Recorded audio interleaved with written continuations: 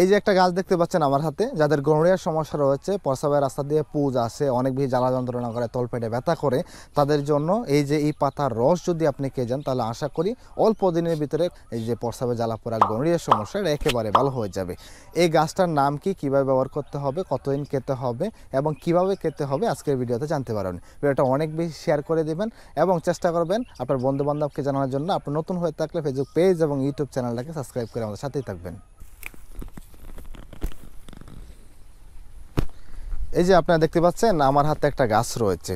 যাদের গনোরিয়া সমস্যা, দীর্ঘদিন ধরে গনোরিয়া সমস্যায় ভুগছেন বা প্রায়ই মনে করেন যে আপনার গনোরিয়া সৃষ্টি হচ্ছে, আমরা জানি যে গনোরিয়া হলে প্রচণ্ড পরিমাণ প্রস্রাব রাস্তায় জ্বালাপোড়া করে, পুজ আসে এবং গনোরিয়ার অনেকগুলো লক্ষণ থাকে। এর মধ্যে এই দুইটা লক্ষণ খুবই গুরুত্বপূর্ণ। এছাড়া তলপেটে ব্যথা করতে পারে, বমি ভাব লাগতে পারে, চুলকানি হতে পারে, তবে পুজ আসা এবং প্রস্রাবে জ্বালাপোড়া করা সবচেয়ে বেশি হয়ে থাকে। এই যে গাছটা দেখতে পাচ্ছেন, এই গাছ দিয়ে কিভাবে আপনি গনোরিয়ার চিকিৎসা করবেন আজকের ভিডিওতে আপনাদেরকে শেয়ার করব। গনোরিয়া মূলত হচ্ছে দেখা যায় যে একজন থেকে আরেকজনে ছড়ায়। যদি আপনার গনোরিয়া থাকে, সেটা একজনের সাথে যদি আপনি মেলামেশা করেন, তাহলে দ্রুতই দেখা যাবে আপনার গনোরিয়া হতে পারে। এই যে গাছটা দেখতে পাচ্ছেন, এই গাছটা বিভিন্ন এলাকায় বিভিন্ন নামে ডাকা হয়ে থাকে।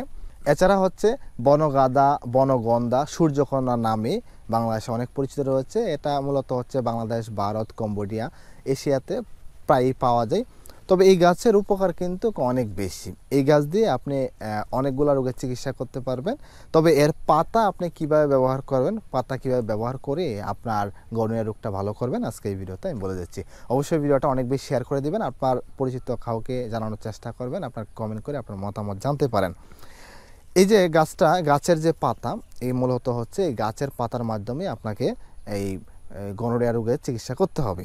গাছের পাতা যেগুলো আছে, এই গাছের পাতাগুলা আপনারা সংগ্রহ করে নেবেন। এই গাছগুলা মূলত হচ্ছে আপনার বাড়ির আশেপাশে, রাস্তার পাশে, ধান ক্ষেতের আইলে পেতে পারেন বা আশেপাশে ঝুড় জঙ্গল রয়েছে, এখানে আপনি কিন্তু অহরহ পেয়ে যাবেন। এটা সারা বাংলাদেশে বা ইন্ডিয়াতে বা আশেপাশে যে জায়গাগুলো রয়েছে সেগুলোতে প্রচুর পাওয়া যায়।